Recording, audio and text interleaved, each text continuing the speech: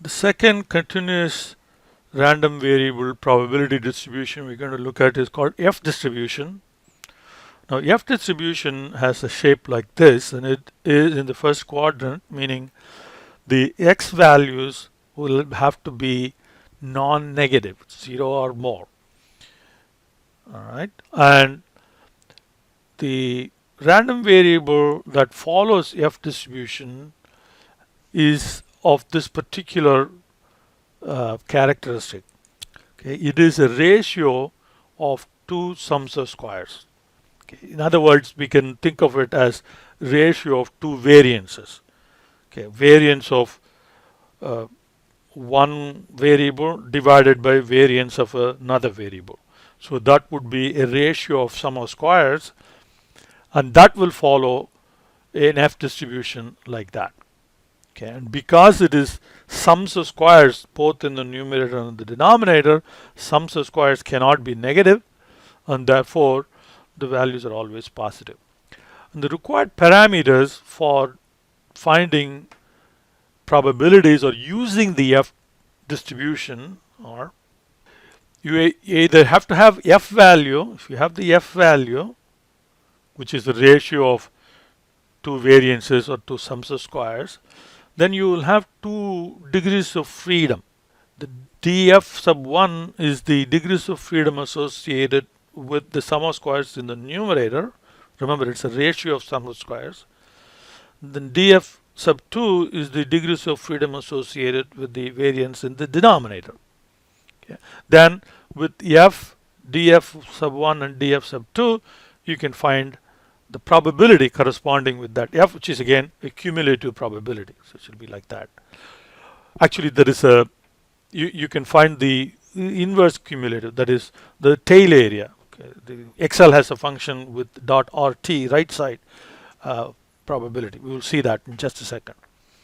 Or if you're given a probability, if you're given that tail area, we can find what the f is. So you need to have either the tail area, which often is referred to as alpha. So if you have the alpha and df sub 1, df sub 2, we can find f. Now if you have the f and then df sub 1 and df sub 2, then we can find the probability. Okay, let's look at an example. Okay. And we'll be using this in regression and some other concepts that we'll be covering in later chapters. Okay.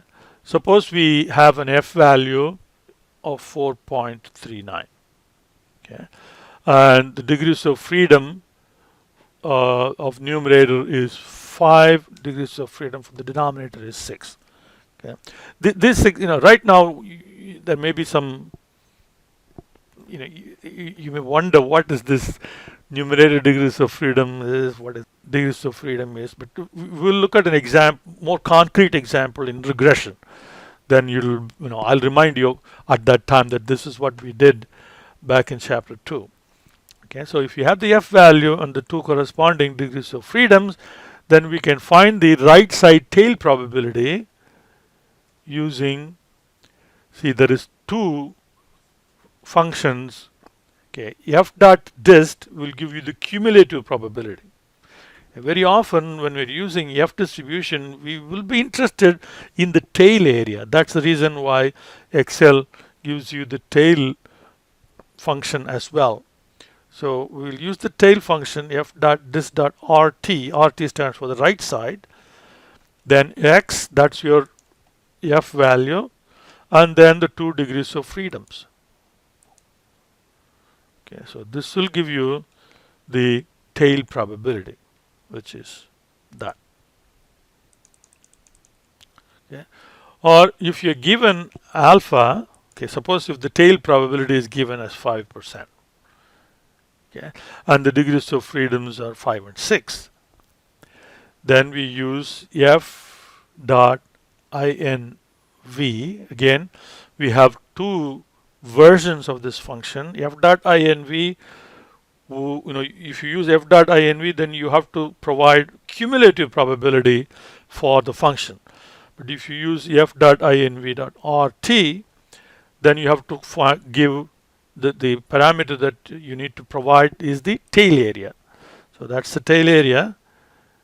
Okay, and comma the 2 degrees of freedoms. So that will give you the F table value. Okay, this is the inverse function.